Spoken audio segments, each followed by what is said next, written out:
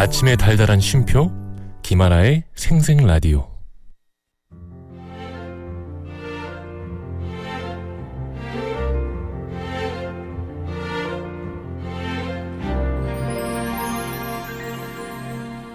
저기요, 네? 마음 듣고 갈래요? 마음이요? 너무 좋아요.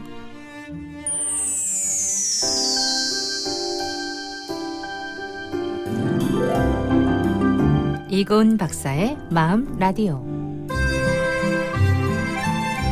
여러분의 마음은 요즘 어때요? 가장 잘 안다고 생각했지만 가장 몰랐던 마음들. 우린 언제쯤 잘 이해할 수 있을까요? 내가 보고 듣고 느끼고 행동하는 모든 것이 담긴 그 소중한 마음을 읽어드립니다. 부산대학교 심리학과의 이고은 박사님과 함께합니다. 어서 오세요. 안녕하세요. 네, 반갑습니다. 자, 오늘도 이고은 박사님 읽어주는 마음 잘 따라가 보려고 하는데요. 그동안 잘 지내셨죠? 네, 잘 네. 지냈습니다. 자, 그렇다면 오늘은 또 어떤 주제로 얘기를 하게 될지 궁금하거든요. 어떤 주제입니까? 네, 오늘은요. 인간의 듣는 능력과 음악에 관한 이야기를 해드리려고 하는데요. 오, 생각을 해보면 라디오의 핵심이 바로 청각을 통한 마음의 전달이죠. 네네, 그렇죠. 네, 청각 능력을 비롯한 이런 감각 능력들은 인간의 생존에 필수적인 능력이면서도 동시에 우리 마음이 만들어지는 기본 재료들에 해당한다. 이렇게 설명드릴 수 있습니다. 우리 마음이 만들어지는 기본 재료. 이게 네. 청각이다. 네. 야, 오늘 좀 재밌을 것 같네요. 특히나 지금 여러분들은 청각을 이용해서 라디오를 듣고 계시잖아요, 여러분. 듣는 능력과 또 음악 얘기도 하신다고 하니까 흥미로울 것 같습니다. 우리는 귀를 통해 음악을 듣잖아요. 네. 따라서 귀가 담당하는 이 청각의 특징을 파악해 보는 건 음악과 두뇌, 더 나아가서는 많은 심리 현상 전반을 이해하는데 굉장히 도움을 받을 수 있습니다. 인간의 감각 능력들에 관한 지식의 정도를 살펴보면 시각에 대한 정보는 꽤 많이 가지고 있어요. 네. 그에 비해서 청각과 그에 따른 마음에 관한 이야기는 우리가 잘 모르는 경우들이 많은데요. 시각보단 청각이 약하네요, 우리가. 네. 물론 우리 두뇌의 시각 영역을 담당하는 부위는 상당히 넓고 광범위합니다. 그만큼 많은 일을 담당하는 감각이다. 이렇게 또 이해를 해볼 수도 있겠죠. 네. 하지만 그에 못지않게 청각도요. 우리의 생존을 지탱하는 마음에 아주 광범위한 영향을 미치고 있습니다. 네. 인간의 의사소통을 연구하는 학문 분야를 포함한 실제 비즈니스 분야에서 자주 등장하는 이야기가 있는데요. 시각 정보는 건조할 수 있지만 청각 정보는 언제나 촉촉하다라고 이야기를 한대요. 이 말의 의미는 시각은 객관적이고 분석적인 측면이 강한 것 같지만 청각은 주관적이고 정서적인 측면이 굉장히 강하다는 뜻이 담겨 있습니다. 네. 그래서인지 잘 모르겠지만 우리 삶에서 청각은 인간적인 측면에 더 가깝다고 말하는 사람들이 많다고 해요. 오늘 되게 좀 새롭네요. 그러면서도 이해가 가는 부분이 라디오를 듣는 사람들의 정서, 네. 그건 TV를 보는 사람과 또 조금 차이가 있다고 저도 생각하거든요. 근데 오늘 또 시각 정보는 건조하고 청각 정보는 촉촉하다. 이 말 되게 멋있다. 나도 이제 써먹어야 될 것 같아. 청각이 인간적인 측면이라고 분석하는 게 신기하기도 하면서 라디오를 하고 있어서 그런지 그 말 되게 일리 있는 말이라고 생각이 들어요. 네, 실제로 인간의 감각에 관한 최근 연구 결과들에 의하면 시각장애인들보다 청각장애인들이 주관적 삶의 질이 더 떨어지는 경향성이 있다고 합니다. 그렇구나. 마찬가지로 우울증 경향도 시각장애에 비해서 청각장애에 더 많이 나타난다고 해요. 네. 얼핏 생각해보면 보지 못하는 것이 훨씬 더 답답하고 괴로울 것 같은데 그러니까요. 네, 반드시 그렇지는 않다는 증거가 되는 거죠. 듣지 못한다는 것은 정서적으로 훨씬 더 힘들어하는 것으로 측정이 됐습니다. 이 듣는다는 것은요, 우리의 상식이나 직관보다도 훨씬 더 큰 중요성을 지니고 있는데요. 청각 정보가 정서에 호소하는 힘이 시각보다 훨씬 더 강하다는 증거가 곳곳에서 나타나고 있어요. 네. 예를 들어서 같은 내용이더라도 TV를 통해서 볼 때보다 이 시각 정보가 전혀 없는 라디오를 통해서 들을 때 정서적인 영향력이 훨씬 더 큰 경우를 흔하게 볼 수 있다고 해요. 특히 부정적인 정서를 유발하는 정보 같은 경우에는 시각 정보보다는 청각 정보일 때 분노의 정도가 훨씬 더 크다고 합니다. 분노의 정도도 달라지는구나. 네. 또 라디오로 드라마를 들으면 더 깊게 내용에 몰입된다고도 하는데요. 이러한 현상에 대해서 시각보다 청각의 몰입도가 큰 이유는 사람들이 상상하면서 자신이 들은 내용에 걸맞은 여러 가지 수많은 사전 지식들을 그 내용에 대입시켜 보기 때문이라고 설명을 하고 네. 있습니다. 따라서 듣는다는 것은 굉장히 복잡한 마음의 작용들을 일순간에 불러일으킨다고 할 수 있는데요. 그런데 이런 시각은 청각에 비해서 대상을 있는 그대로 그리고 보이는 그대로 받아들이는 경향이 훨씬 더 크기 때문에 차이가 나는 거겠죠. 네, 이렇게 보면 음악이라는 것이 우리에게 정서적으로 훨씬 더 큰 영향을 주는 것도 쉽게 이해가 되는 것 같아요. 그러네요. 이렇게 풀어주시니까 훨씬 더 이해가 되는 것 같고 상상의 영역 그리고 주관적인 영역이 많이 포함될 수 있잖아요. 청각은. 네. 저희 지금 소리를 듣고 계시겠지만 상상하시잖아요. 맞아요. 이 목소리 들으면서 어떻게 생겼겠거니. 그래서 제가 정말 라디오를 좋아합니다. 저도 당연하죠. 네. 성격은 어떻겠거니 이렇게 내가 이제 상상의 나래를 필 텐데 그대로 생각하시면 됩니다라고 제가 늘 얘기하거든요. 네. 현실과 좋게 다르더라고요. 생각해 주십시오. 이렇게 시각과 청각이 많이 다른 이유 요거 좀 한번 얘기해 주실래요? 네, 받아들인 감각을 처리하는 두뇌 영역이 달라서 그래요. 두뇌 영역 자체가 다르다. 네, 예. 다릅니다. 시각 정보의 처리는 우리 뇌의 뒤통수 쪽, 이쪽에 가까운 후두엽에서 담당을 하고요. 청각 정보는 양쪽 귀 가까운 귀 쪽에 있는 그 측두엽에서 처리를 하거든요. 실제로 소리와 관련된 언어 혹은 음악적 행동을 하는 사람의 뇌를 이 촬영을 해보면요, 측두엽이 주도적으로 활동하고 있다는 걸 확인할 수 있습니다. 무엇보다 이 측두엽에서 중요하게 다루는 것 중에 하나가 바로 마음, 정서에 해당하거든요. 그래서 청각이 네. 마음과 많이 연결돼 있다. 그렇습니다. 예, 이 측두엽은 청각과 정서의 중추라고 할 수 있는데요. 따라서 측두엽이 손상된, 좀 다치거나 어디 이상이 있는 그런 환자 같은 경우에는 정서를 아우르는 장애를 경험하게 된다는 보고들이 꽤 있습니다. 아, 드라마에서도 본 것 같아요. 예, 감정이 별로 느껴지지 않는 뭐 측두엽에 손상을 받아서 이런 맞아요. 거. 예. 네. 드라마를 제가 많이 보다 보니까 갑자기 떠오르는데. 자, 오늘 이렇게 듣는 것에 대한 얘기, 또 우리 마음과 어떤 관계가 있는지 얘기 나눠보고 있는데 재밌죠, 여러분? 노래 한 곡 듣고요. 계속 이어갈게요.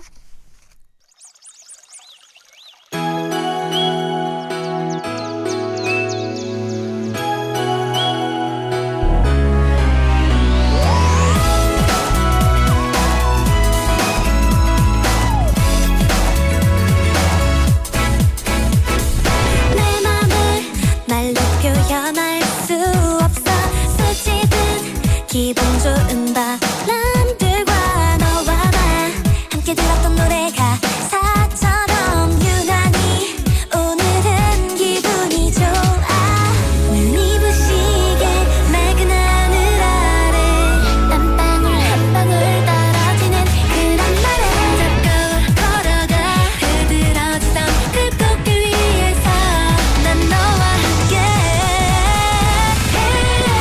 어디서든 들려와 귀를 기울이며 네, 오늘 마음 라디오 마음과 우리 청각은 또 어떤 관계가 있을까 얘기를 나누고 있는데 청각과 정서가 밀접하다면 음악과 정서가 연결되어 있는 건 당연한 거다 이런 생각이 드네요. 맞죠? 그렇죠. 예, 물론입니다. 음악은 그야말로 정서적이라고 할 수 있는데요. 네. 음악과 정서는 불가분의 관계다. 저는 이 말을 믿고 있거든요. 우리는 음악을 들으면서 수없이 다양한 느낌을 경험하죠. 기분에 따라서 음악을 듣기도 하고 또 음악을 듣고 기분이 달라지기도 하는 거고요. 맞아, 맞아. 음악을 싫어하는 사람은 아마 없을 거예요. 음악을 싫어하는 게 아니라 지금 음악 듣고 싶지가 않은 거겠죠. 예, 그럴 것 같고요. 많은 사람들이 음악을 좋아하고 즐기는데요.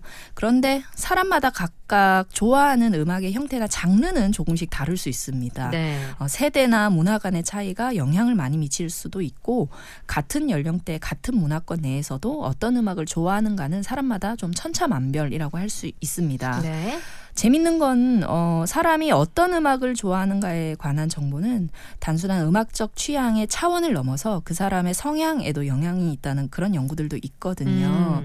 음악도 청각적인 자극에 해당하기 때문에 네. 이 자극에 얼마나 예민하고 또한 어떤 기억들을 가지고 있고 또 어떤 환경에서 성장했는가에 따라서 음악 취향이 영향을 받는다 이렇게 말씀드릴 수 있는 거죠. 네네. 우선은 이걸 좀 구분을 해보면요. 우선 뭐 대부분의 사람들은 10대 후반에서 20대 초반에 즐겨 들었던 음악의 취향을 거의 평생 동안 가지고 가는 경우가 대부분이라고 해요. 그래요? 예. 그래서 가장 좋아하는 노래가 뭐냐 이렇게 물어보면 사람들이 꼽는 노래들이 있어요. 네. 그러면은 그 사람의 연령대가 나옵니다. 그 사람이 20대 그렇죠. 때 좋아했다. 예. 그리고 아닌 척해도 그때 즐겨 들었던 노래가 나오면 발가락을 까딱거리는 사람들이 많거든요. 예. 그때 노래들은 또 가사를 다 기억하고 있고. 그렇습니다. 네. 이 10대 후반에서 20대 초반은요. 한 사람의 인생에서 가장 많은 기억을 남기는 기간이라고 해서 회고절정기라는 이 표현이 있습니다. 예, 심리학적 용어죠. 기본적으로 그렇구나. 회고절정기. 10대 네. 후반에서 20대 초반. 그렇습니다. 그러니까요. 그때 자아가 정립되고 성향이 결정되고 또 많은 취향이 결정되기도 하고요. 가치관이 정립되죠. 그때는 정서가 성인일 때보다 훨씬 풍부하기 때문에 그때 경험한 음악이 주는 정서는 굉장히 강렬할 수밖에 없고요. 네. 그렇다 보니까 그때 좋아하는 음악은 취향으로 자리를 잡아서 이후로는 그 취향을 기준으로 더 비슷한 음악들을 즐겨 듣게 된다고 합니다. 맞아. 그런 것 같아요. 우리도 딱 여러분들이 좋아하시는 그리고 추억 이거 듣기만 해도 음악이 어떤 걸 떠나서 추억이 딱 떠오르는 그런 음악들 있잖아요. 맞아요. 예. 네. 그러니까 그 시대로 가고 싶으면 그 음악을 들으면 가장 빨리 그 시대로 옮겨가는 것 같은데 그때가 10대 후반에서 20대 초반. 저는 그렇게 생각했거든요. 그때는 이제 카운팅이 되니까 1학년, 2학년, 뭐 고등학교 1학년, 2학년, 대학교 1학년, 2학년. 그래서 기억을 많이 하고 있구나. 뭐 애 키우면서 이럴 때는 회사 생활하면서 1학년, 2학년 이런 게 없잖아요. 기준이 없어지니까. 그래서 네. 카운팅이 안 돼서 그런가 보다 했는데 그게 아니라 그때가 제일 기억력도 쌩쌩하고 네. 회고 절정기라서 기억을 많이 하고 있군요. 경험도 많아지고 새로운 것도 많고 예, 그래서 그렇습니다. 오늘 또 새롭게 알게 됐어요. 자, 그럼 이쯤에서 또 퀴즈를 하나 주실 거죠? 네, 퀴즈 나가겠습니다. 뭐 퀴즈 나가기 전에 또롱 뭐 이런 소리 하나 넣어주시면 안 될까요? 이걸 또 준비를 안 했네. 네. 다음 시간부터는 네. 해줄게요. 다음부터는 퀴즈 낼 때 퀴즈 음악 제가 네. 꼭 들려드리도록 하겠습니다. 자, 하나 내주시죠. 네, 퀴즈 나갑니다. 네. 귀의 가장 안쪽에 위치해서 듣기를 담당하는 청각 기관으로 소리를 받아들이는데 중심적인 역할을 하는 우리의 신체 기관은 어디일까요? 1번 달팽이관, 2번 나팔관. 네. 언제나처럼 아주 쉽게 여러분 푸실 수 있습니다. 자, 1번 달팽이관, 2번 나팔관. 정답 맞춰주세요. 샵 2302 건당 50원, 긴 문자 100원입니다.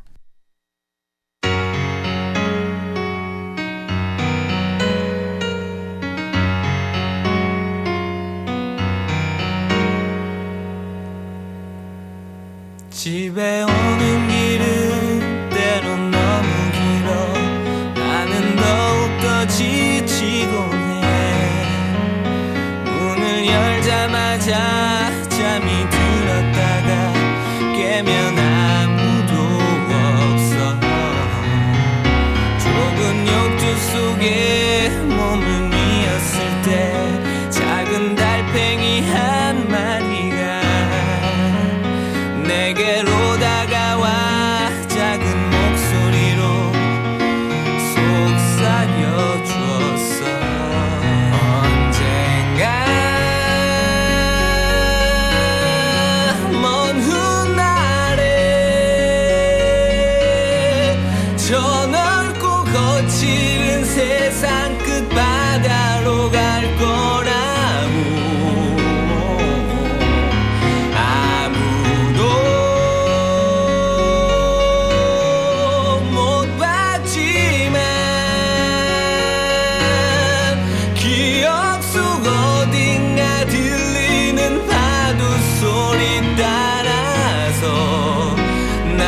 영원히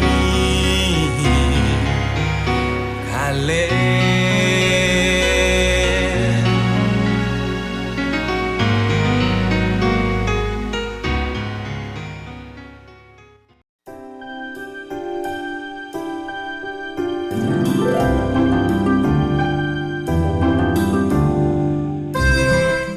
박사의 마음 라디오. 자, 4부에서도 이고은 박사의 마음 라디오는 이어집니다. 먼저 우리가 퀴즈를 냈었잖아요. 네. 귀의 가장 안쪽에 위치하면서 듣기를 담당하는 청각기관으로 소리를 받아들이는데 중심적인 역할을 하는 우리의 신체 기관은 어디일까요? 정답은? 네, 정답은 1번 달팽이관입니다. 1번 달팽이관이 정답이었습니다. 힌트 노래도 그렇고 여러분 잘 맞춰주셨으리라 믿어요. 자, 우리 오늘 청각 그리고 청각과 마음 이런 정서 이런 얘기를 하고 있었는데 음악이 정말 많은 기억을 담고 있다고 생각하는데요. 음악을 들으면 그때 그 음악을 좋아했던 상황이 딱 기억나잖아요. 말씀드렸다시피 영향이 분명히 있는 거죠. 네, 기억이 다른 말로 정서라고 우리가 이해를 해도 크게 틀리지 않습니다. 기억이 정서다? 네, 우리가 가진 대부분의 기억들은 정서를 기준으로 가진 정보들이다 이렇게 이해를 하시면 돼요. 아, 그러니까 나쁜 기억, 좋은 기억 다 기본이 그렇죠. 정서가 된다. 그런 네. 거 같네요. 우리가 어떤 걸 기억하세요라고 물었을 때 사람들이 당신의 학창 시절을 기억해보자. 네. 어떤 기억들이 있느냐라고 했을 때 1학년 때 배운 내용, 2학년 때 배운 내용 이렇게 기억한 사람 아무도 없어요. 맞아. 어떻게 기억하냐면 좋았던 일, 나빴던 맞아. 일. 좋았다, 나빴다가 바로 정서잖아요. 우리의 기억의 기준은 정서가 되는 거죠. 그러네요. 기준이 정서였네요. 정서, 기억이. 네. 그렇습니다. 그렇다면 이 정서는 청각과 연결된다고 말씀드렸잖아요. 네. 그래서 당연히 음악은 정서를 불러오는 역할을 하는 게 맞는 거죠. 우리가 젊었을 때 이별을 했을 때 들었던 노래들을 다시 들으면 그때 그 정서가 다시 느껴져서 기억이 나기도 하고 슬퍼지기도 하고. 제일 많아요.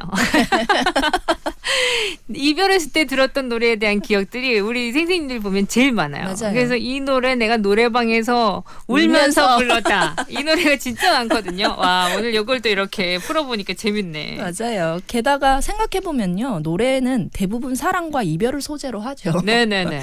인간의 대표적인 정서를 담고 있다고 그런 의미가 담겨 있다고 보시면 됩니다. 이별 노래가 많아서 그런 건지 모르겠지만 그 사람이랑 너무 좋을 때 기뻐서 불렀던 노래보다 네. 슬퍼서 아니면 헤어져서 불렀던 노래가 우리 머리 기억 속에 진짜 많이 남아있는 네, 것 같아요. 인간은 미련의 동물이거든요. 정서적으로 가장 깊은 상처가 됐거나 그죠? 그렇죠. 가장 뭔가가 그 임팩트가 컸던 거기 때문에 그런 거 아닐까. 오늘 또 이렇게 제가 머리를 좀 학술적으로 굴러보네요. 그러면서 나한테 뿌듯해하고 있어 지금. 자, 근데 그러니까 이 음악 얘기하니까 많은 분들이 좀 궁금해하실 것 같은데. 태교 음악 듣잖아요. 네. 일단 임신이다 이러면 먼저 요즘은 좀 덜한데 예전에는 진짜 제가 임신했을 때는 뭐 클래식 맞아요. 주로 네. 많이 그 전부터 그 전 선배들부터 클래식을 많이 들었는데 저는 뭐 이런 걸 해서 그런지 몰라도 가요 많이 들었었는데 이 태교 음악은 정말 효과가 있을까요? 효과가 없다면 오랫동안 이토록 엄마들이 해왔을 이유가 없겠다. 맞아. 그런 생각이 듭니다. 임신 한 4개월 정도부터 인간의 청각이 발달하기 시작하거든요. 네. 그 전에 태아는 음악을 들을 수 없었어요. 그런데 그 후에도 청각과 관련된 미세기관이 온전히 형성되는 데는 2달 정도가 더 걸립니다. 네. 이 시점부터 태아는 외부 환경의 소리를 들을 수 있게 되는 거죠. 아기가 뱃속에서 어떤 소리를 어떤 정확성 정도로 들을 수 있는지는 아직 정확하게 측정될 수는 없어요.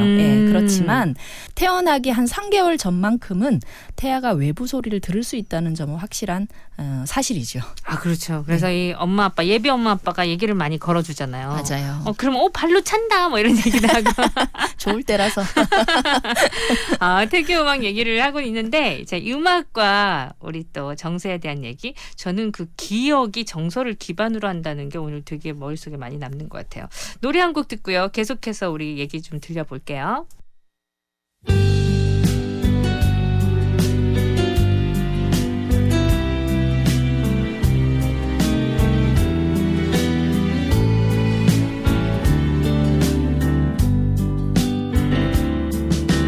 내 손가락 움켜쥐던 게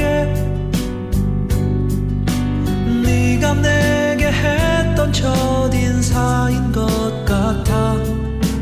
힘든 하루 엄마가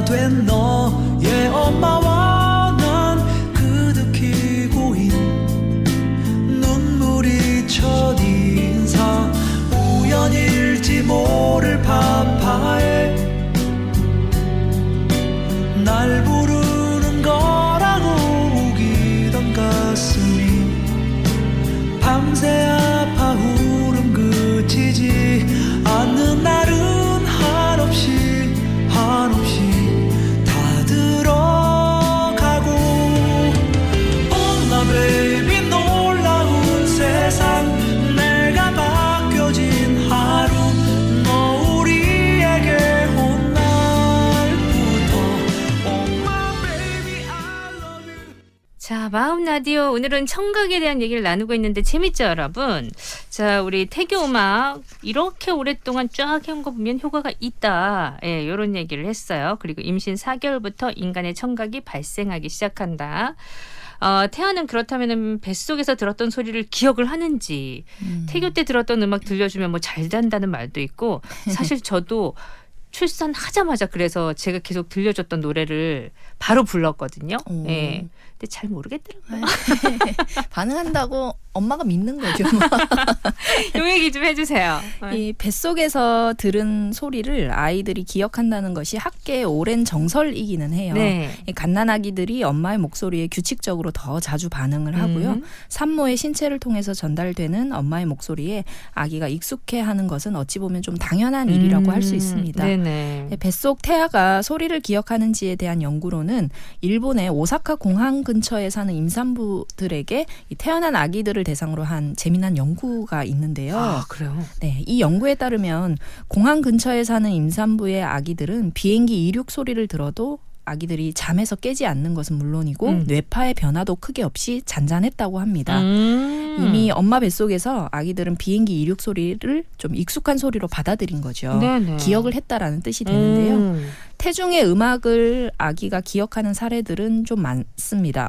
한 연구에 따르면 연구팀은 임신 35주에서 37주 차에 여성들에게 매일 2차례씩 특정한 피아노 음을 들려주는 실험을 했는데요. 네. 아기가 태어나고 6주가 되었을 때 이 선율을 들려주는 결과 일반 아기들보다 심장 박동수가 2배로 이완되는 그런 효과가 나타났다고 합니다. 네. 자주 듣는 음악이 아닌데도 아기들의 심장 박동수가 느려진다는 사실은 이 아기들이 이 특정 음을 기억하고 있고 익숙해한다는 것을 의미하는 건데요.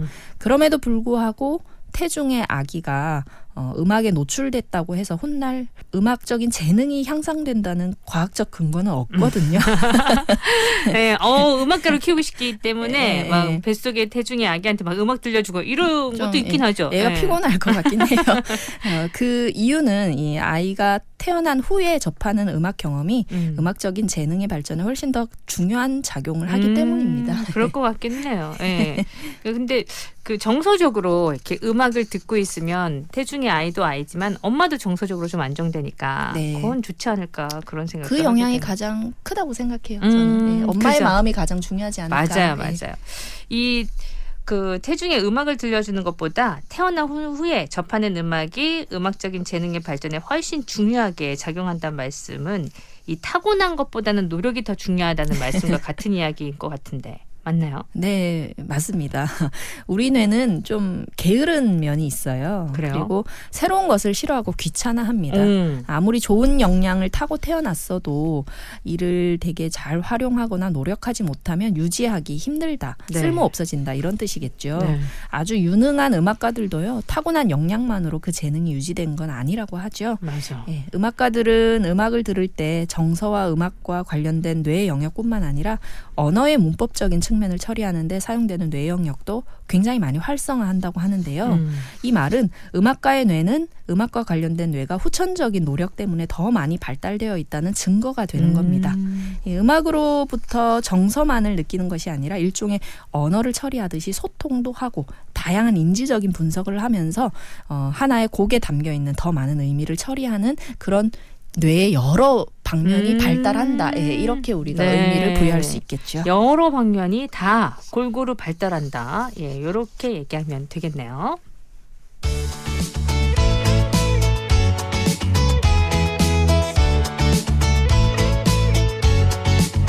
코너 속의 코너. 자, 마음 라디오 코너 속의 코너, 마음이 반짝해지는 코너예요. 자, 이번에는 방간 이야기 들려주실 차례인데 오늘은 청각 능력에 관한 이야기인가요? 그렇습니다. 이 시각과 청각을 갖지 못했지만 마음의 눈으로 세상을 본 사람, 저는 이분이 가장 먼저 떠오르더라고요. 네. 오늘의 주인공은 헬렌 켈러입니다. 헬렌 켈러. 네. 미국의 교육자이자 작가였고요. 그리고 사회운동의 운동가이기도 했죠. 네. 헬렌 켈러는 생후 19개월에 홍열, 그리고 뇌막염 이런 병에 걸려서 시각, 청각 중복 장애를 안게 됐는데요. 우리가 잘 아는 셀리번 선생님, 그렇죠? 앤 셀리번 선생님을 만나서 가르침을 받은 일을 우리는 좀 기억을 할 필요가 있다 싶어서 오늘 네. 모시고 왔습니다. 헬렌 켈러면 바로 나오는 선생님 이름 셀리반 선생님, 그죠? 네, 스승을 잘 만나는 건 굉장히 중요한 것 같아요. 맞아요. 네. 자, 오늘은 헬렌 켈러 얘기해 볼게요. 네, 이 헬렌 켈러가 남긴 명언이 있는데요. 네. 소개를 해드리면 한 두세 가지 정도가 되는데요. 행복의 한쪽 문이 닫히면 다른 쪽 문이 열립니다. 그러나 흔히 사람들은 닫힌 문을 오랫동안 보기 때문에 당신을 위해 열려있는 문을 보지 못합니다. 네, 이런 말도 했고요. 맹인으로 태어나는 것보다 더 비극적인 일은 앞을 볼 수 있으면서 비전이 없는 것이다. 이런 네. 이야기도 했다고 해요. 와. 네, 이 헬렌 켈러가 남긴 수많은 명언 중에 오늘 주제에 딱 맞는 명언을 제가 찾았는데요. 네. 예. 모든 사람들이 며칠간만이라도 눈이 멀고 귀가 들리지 않는 경험을 한다면 그들은 자신이 가진 것을 축복하게 될 것이다. 어둠은 볼 수 있다는 것에 감사하게 하고 침묵은 소리를 듣는 기쁨을 가르쳐 줄 것이다. 라고 했습니다. 침묵은 소리를 듣는 기쁨을 가르쳐 줄 것이다. 네. 그러네요. 오늘 청각에 대한 얘기를 많이 나눴는데 이 청각이 또 우리에게 얼마나 중요하고 인간적인지 네. 그 얘기를 재미나게 풀어봤어요. 자, 오늘 재미난 얘기해 주신 우리 이고은 박사님 감사드리고요. 좋아하는 노래 뭐가 있으세요? 저요? 응. 좋아하는 노래는 제가 20대 때 들었던 이제 나이 대충 가는 되겠다. 네, 글쎄요. 오늘 날씨에 좀 생각나는 노래는 엄정화의 페스티벌 이런 노래를 한번 들어볼까요? 네. 그래요? 평상시는 어떤 음악 좋아하세요? 저는 좀 가리지 않고 들으려고 애를 많이 써요. 네, 다양한 음악 그래서 장르를. 차트도 좀 챙겨보기도 하고 아, 하는데요. 진짜요? 네, 야. 일부러 그러는데 좀 힘들기는 하더라고요. 이유는 이게 또 심리학적 이유가 있어요. 우리 뇌는 게으르다고 말씀드렸잖아요. 네네네. 그렇기 때문에 새로운 음악을 받아들이는 것에 좀 버거워하는 나이가 30대 후반부터 시작이 된다고 해요. 네, 그래서 이건 새로운 노래인데 내가 좋아한다라고 하면 반드시 어떤 특성이 있냐면 네. 옛날에 들었던 노래를 생각나게 하거나 비슷한 음악이다 싶으면 네네네. 좋아하게 되고 아니면 완전 새로운 노래는 뭐랄까요 좀 시끄럽네. 그게 좀 생소하네. 네, 생소하네. 너무 두 번은 못 듣겠네. 이런 생각이 드는 거죠. 아, 그래요? 네. 네. 그거는 뇌에서 어쩔 수 없이 일어나는 작용이다. 이렇게 또 우리 박사님이 말씀해 주시네요. 그럼 끝곡은 박사님이 좋아하는 곡, 페스티벌, 엄정화의 곡으로 마무리하도록 하겠습니다. 오늘 말씀 고맙습니다. 네, 고맙습니다. 구성함 인정, 연출 최인한 저 김아라였어요.